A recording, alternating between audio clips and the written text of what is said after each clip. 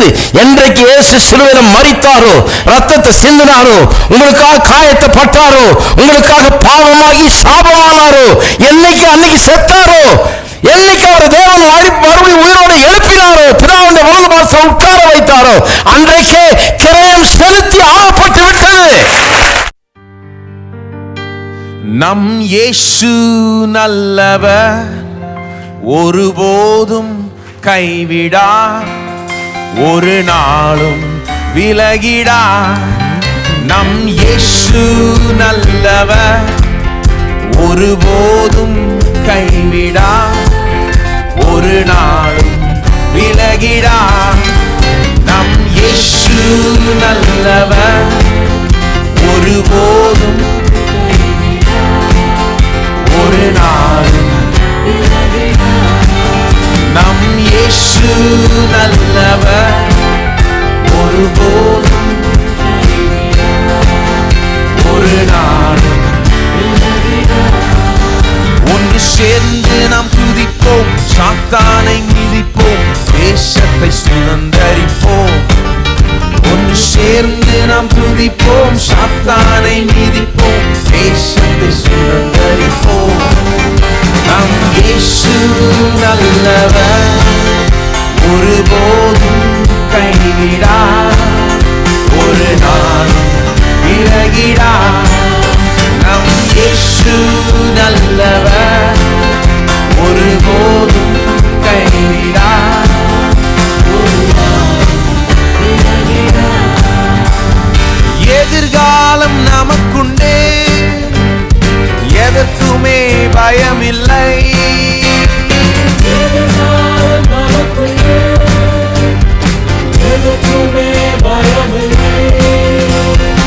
அதிகாரம் கையிலே, அதிகாரம் கையிலே, ஆளுவோம் தேசத்தை, நாம் ஆளுவோம் தேசத்தை. சேர்ந்து நாம் துதிப்போம், சாத்தானை மிதிப்போம், தேசத்தை சுதந்தரிப்போம். ஒன்று சேர்ந்து நாம் துதிப்போம், சாத்தானை மிதிப்போம், தேசத்தை சுதந்தரிப்போம். நம் இயேசு நல்லவர், ஒருபோதும் கைவிடா, ஒரு நாளும் விலகிடா. நம் இயேசு நல்லவர், ஒருபோதும் கைவிடா, ஒரு நாளும் விலகிடா. நமக்கு விரோதமாய் எழும்பும் ஆயுதம், நமக்கு விரோதமாய் எழும்பும் ஆயுதம் ஒன்றும் வாய்க்காதே, ஒன்றும் வாய்க்காதே. என்றுமே ஜெயம்தானே, நமக்கு என்றுமே ஜெயம்தானே. போதகர் சாம் செல்லத்துறை அவர்கள் நடத்தும் பூரண சுவிசேஷ வேதாகம கல்லூரியில் ஊழிய பயிற்சி பெற உடனே விண்ணப்பிக்கவும். விண்ணப்ப படிவம் பெற பூரண சுவிசேஷ வேதாகம கல்லூரி, தபால் பெட்டி எண் 494, சென்னை 7 அல்லது கீழ்காணும் தொலைபேசி எண்களில் தொடர்பு கொள்ளவும்.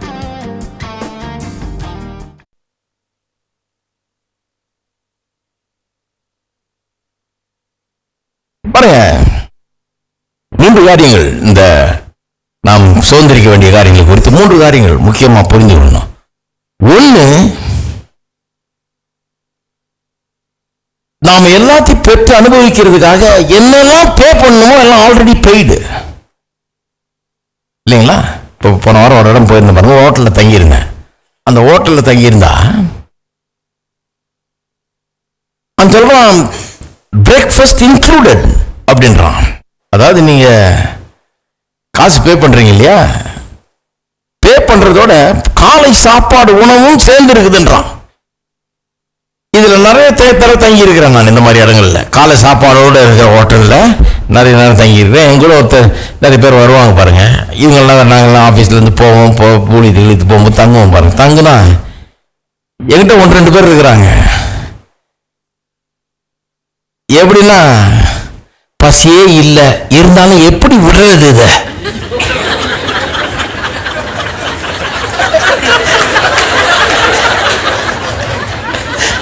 பசி இல்லையா? நீங்க அது பிரேக்ஃபாஸ்ட் இன்க்ளூடட்னு சொல்றது வரைக்கும் என்ன சொல்லுவாங்க? பசியே இல்லை எனக்கு, பசி இல்லை எனக்கு, நான் பேசாம இருந்துடுறேன் அப்படிம்பாங்க. நீங்க பிரேக்ஃபாஸ்ட் இன்க்ளூடட்னு சொல்ற வரைக்கும். பிரேக்ஃபாஸ்ட் சேர்ந்துருக்குன்னு சொன்ன சரி பேண்ட்டை மாட்டு சீக்கிரம் போகலாம். பசியே இல்லைன்னாலும் கூட பசி எடுக்க ஆரம்பிச்சிருது. பசி எடுக்க அதாவது 10 மணிக்கு மூடிடுறாங்கன்னா சீக்கிரம் பேண்ட்டை மாட்டுன்னு 9:45 அடிச்சு பிடிச்சி பேண்ட்டை மாட்டிட்டு ஓடுறது. ஏன்னா அந்த ஃப்ரீ பிரேக்ஃபாஸ்ட் போயிட போகுதுன்னு. ஃப்ரீன்னா அது ஒன்றும் ஃப்ரீ கிடையாது. ஊர்ல யாரு உங்களுக்கு ஃப்ரீயா தர்றா? அதெல்லாம் சும்மா நீங்க பே பண்ணி இருக்கிறீங்க.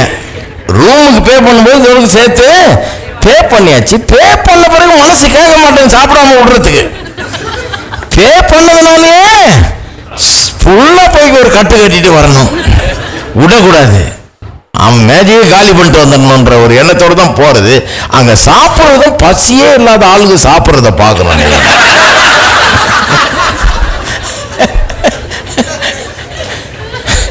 பசி எங்கிருந்து தான் வருமோ தெரியல அந்த பசி. ஏன்னா ஆல்ரெடி பெய்டு ஃபார். எல்லாம் சொல்லுங்க பெய்டு ஃபார். ஆல்ரெடி பெய்டுன்றிருக்கிறார். ஏற்கனவே கட்டியாச்சு கட்டணம். இதுக்கு கட்டணமே வேஸ்டா போயிடக்கூடாதுங்கிற ஒரு எண்ணத்தோட பசிய வர வச்சுக்கிட்டு போட்டு அமைக்க அமைக்க அமைக்க வயிற்றுல விட்டா போய் 2 ரவுண்ட் ஓடிட்டு திருப்பி வந்து உட்காந்து சாப்பிடுவாங்க போல இருக்கு டைம் இருந்தா. அந்த அளவுக்கு சாப்பிடுறது. ஏன்னா கட்டணம் போயிடக்கூடாது. இதுக்கு கட்டியாச்ச காசை பே பண்ணிட்டோமே சாப்பிடுவோம்னு சொல்லி போட்டு வலு கட்டாயமா சாப்பிட முடியாம சாப்பிட்டா அப்புறம் ரூம்ல வந்து ஐயோ இப்படி சாப்பிடக்கூடாது, வயிறே ஒரு மாதிரி இருக்கு அப்படிம்பாங்க. இருக்கீங்களா? அதனாலதான் நான் சொல்றேன், நீங்கள் இந்த வாழ்க்கையில பெற்று அனுபவிக்க வேண்டிய எல்லா காரியங்களுக்கும் ஆல்ரெடி பே பண்ணியாச்சு. இதான் முதல் காரியம். ஆல்ரெடி பே பண்ணியாச்சுன்றதுனால பேண்ட்டை மாட்டுங்க, கிளம்புங்க, ரெடி ஆகுங்க. மேஜெல்லாம் வச்சாச்சு, சாப்பாடெல்லாம் இருக்குது, ஏராளமா பண்ணி வச்சு ஆல்ரெடி பெய்ட் ஃபார். ஏற்கனவே உங்களுக்காக கட்டணம் செலுத்தி ஆகிவிட்டது.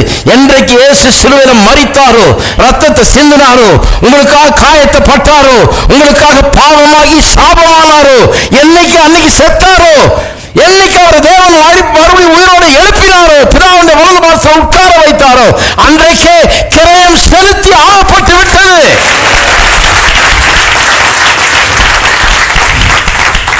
வேதத்தில் ஒவ்வொரு பக்கத்திலும் முத்திரையை பார்க்கிறேன். fully paid. அதான் சொல்லுது fully paid. முழுசா கிரயம் செலுத்தி ஆகிவிட்டது. அதனாலதான் மனசு கேட்க மாட்டேங்கிறது விடுறதுக்கு.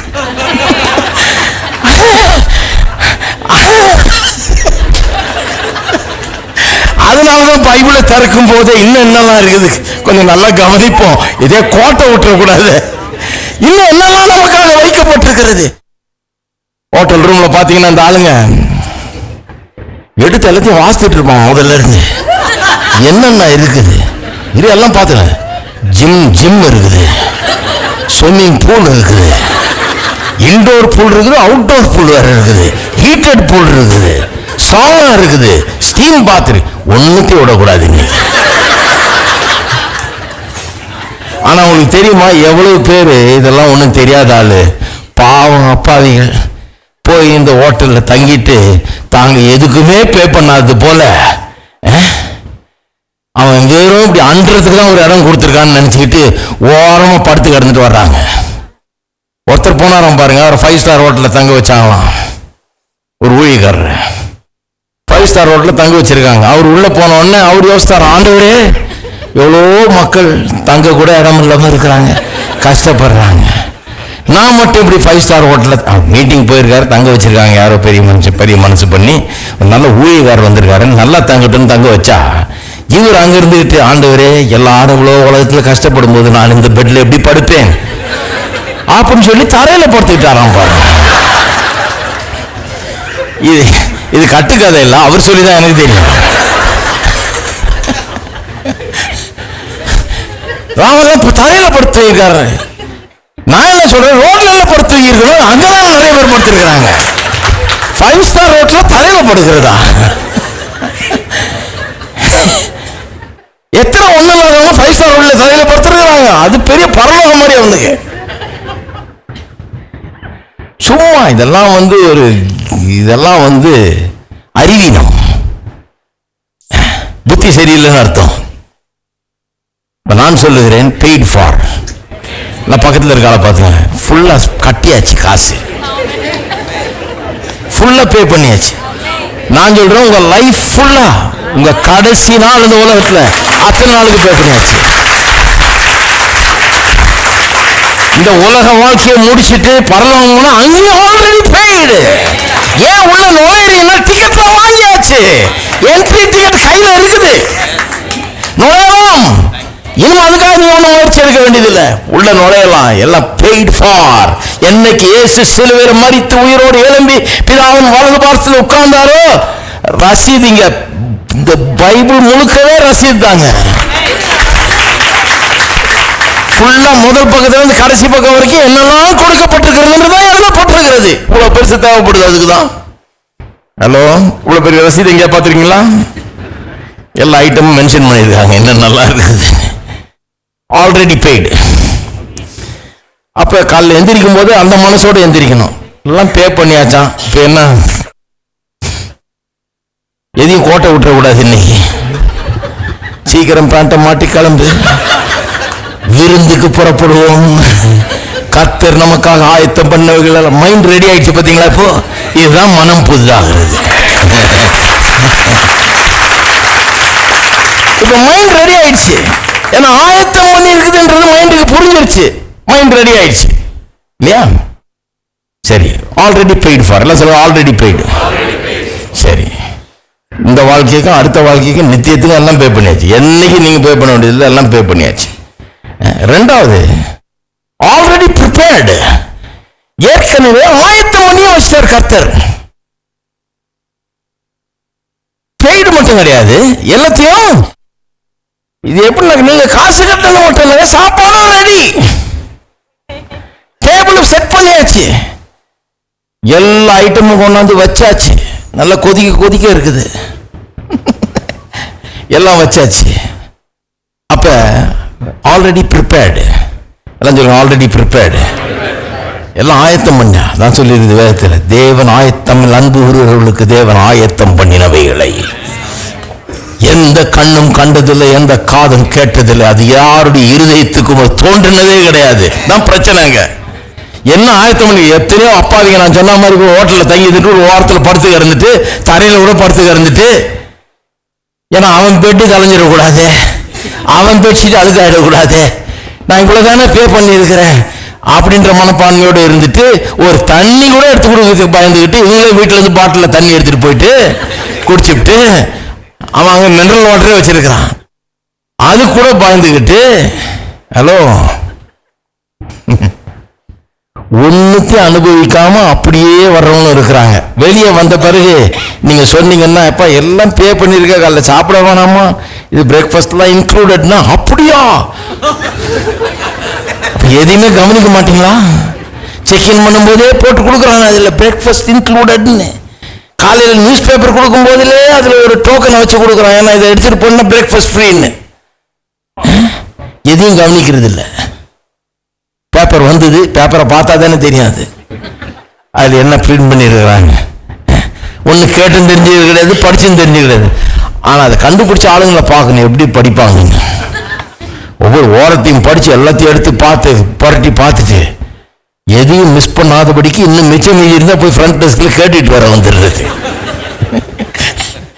எவ்வளவுக்கு எவ்வளவு யூஸ் பண்ணிக்க முடியுமோ அவ்வளவுக்கு அவ்வளவு யூஸ் பண்ணிக்க வேண்டியது.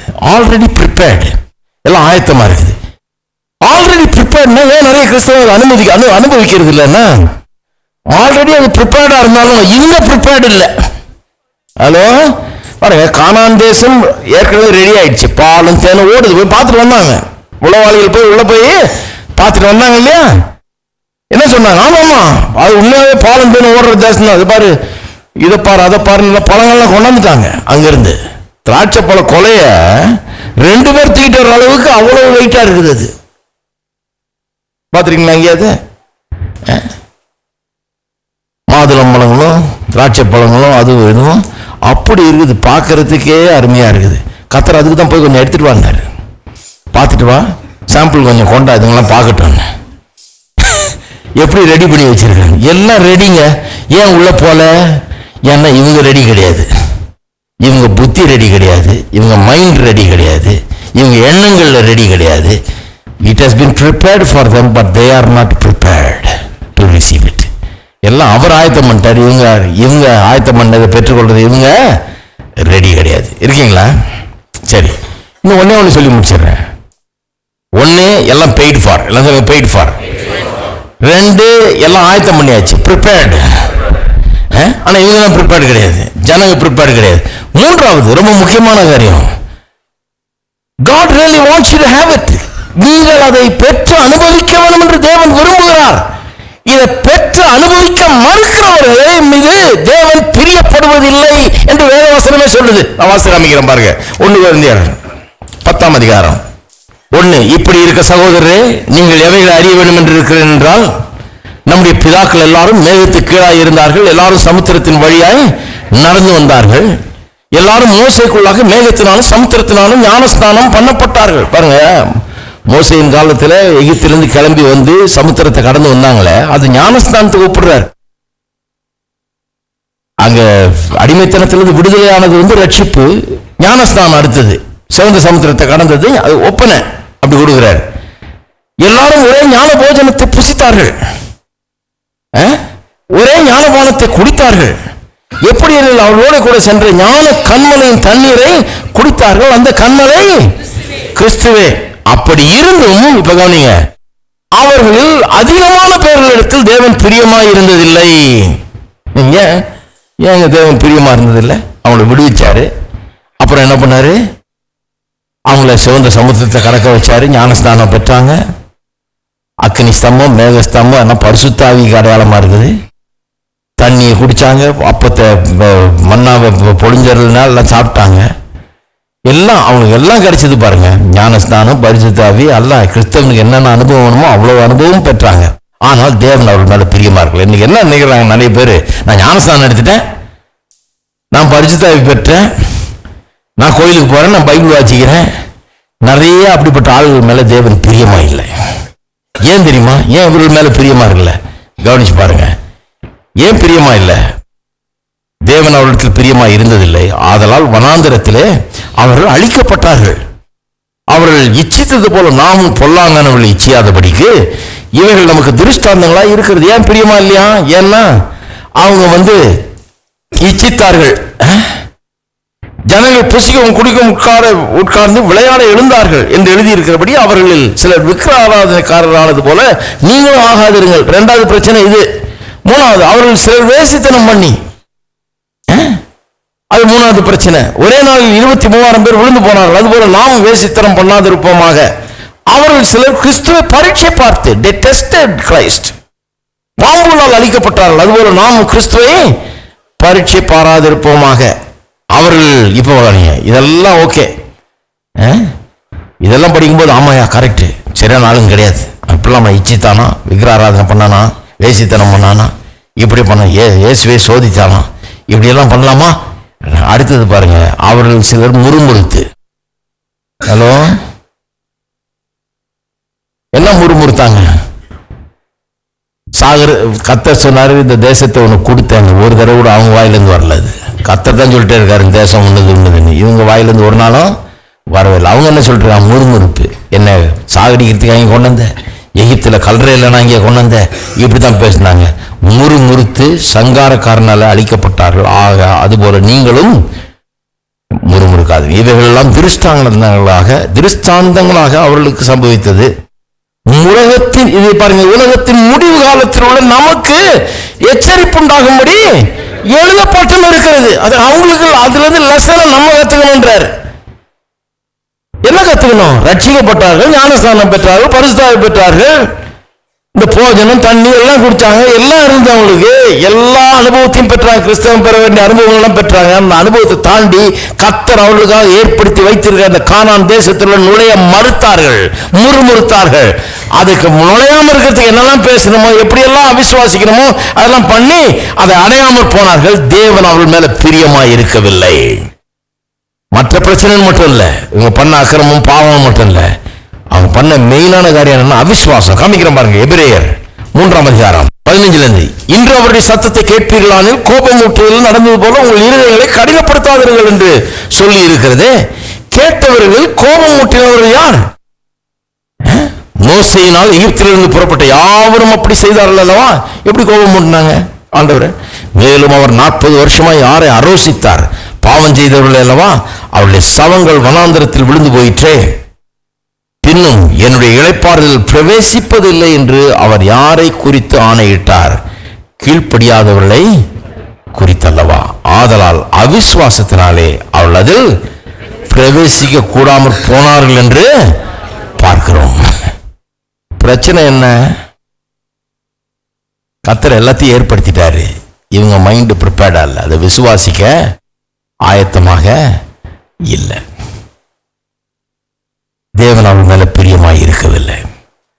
நீங்க நிறைய பேர் சொல்றாங்க, நிறைய பேர் நினைக்கிறாங்க, நான் ஒண்ணு இல்லாம இருக்கிறதுனால தேவன் என் மேல ரொம்ப பிரியமா இருக்கிறார். அந்த ஆளை பாரு, எல்லாம் கார்ல வர்றாரு, நல்ல சட்டை போட்டுருக்கிறாரு, அவர் மேல தேவன் பிரியமா இல்லை. என் மேலதான் தேவன் பிரியமா இருக்கு. ஏன்னா நான் ஒண்ணுமே இல்லாம இருக்கிறேன், இந்த உலகத்துல எனக்கு ஒண்ணுமே தேவன் பிரியமா இருக்கவில்லைன்னு சொல்லிடுறது.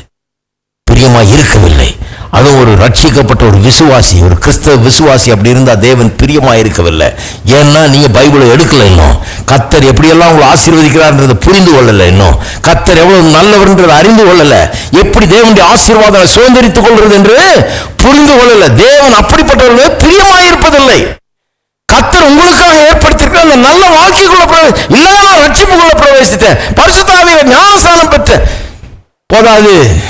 ஹலோ, இருக்கீங்களா? போதாது. தேவன் அவங்க பிரியமா இருக்கவில்லை. எல்லாம் பெற்ற பிறகும் ஏன் பிரியமா இருக்கல?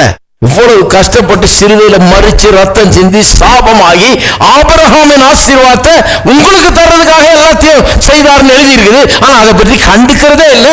இன்னும் கேட்டா எனக்கு அது வேண்டாம், அது முடியாது, அது கடவுளுடைய சித்தம் இல்லை, கடவுள் தான் அடிக்கிறாரு, உதைக்கிறாரு, நொறுக்கிறாரு, இருக்கிறதையும் பிடிக்கிறாருன்னு சொல்லிட்டு இருந்தா தேவன் பிரியமாய் இருப்பதில்லை.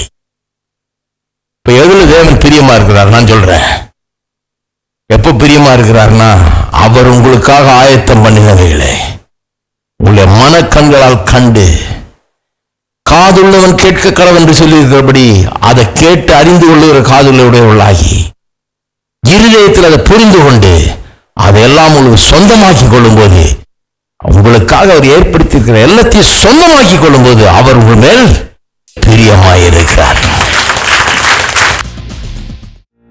நீதியின் சால்வை அணிந்து நல்லாவியில் நிறைந்து பெருந்தோனி எழுப்பிடுங்கள்.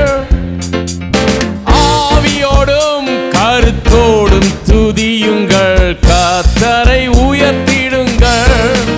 நீதியின் சால்வை அணிந்து நல்லாவியில் நிறைந்து பெருந்தோனி எழுப்பிடுங்கள். ஆவியோடும் கருத்தோடும் துதியுங்கள், கர்த்தரை உயர்த்திடுங்கள். நீதியின் சால்வை அணிந்து நல்லாவியில் நிறைந்து பெருந்தோனி எழுப்பிடுங்கள்.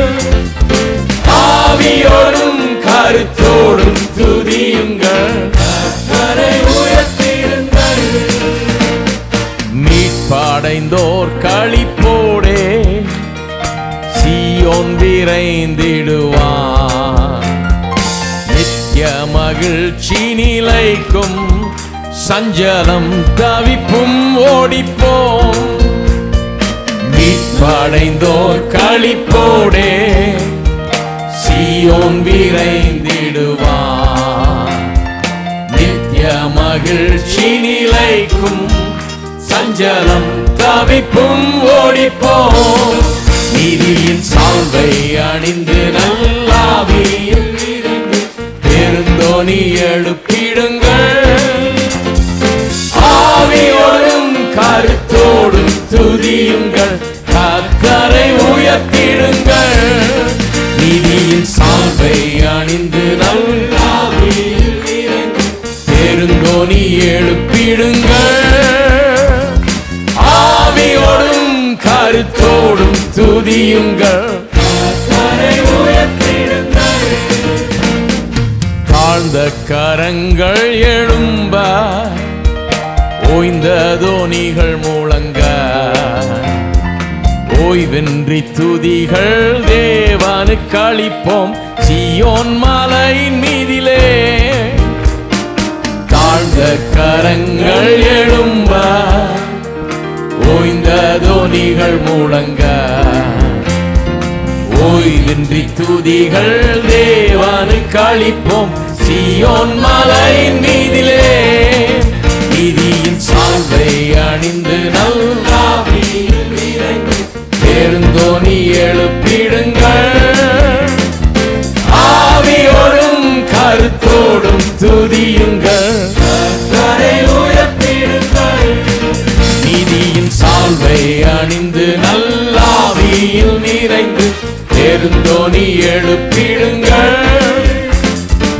ஆவியோடும் கருத்தோடும் துதியுங்கள், கர்த்தரை உயர்த்திடுங்கள். அல்லேலூயா துதி பாடி ஆண்டவரை புகழ்வோம். அவரின் முன்பாக பணிந்து குனிந்து துதித்து உயர்த்திடுவோம். அல்லேலூயா துதி பாடி ஆண்டவரை புகழ்வோம். அவரின்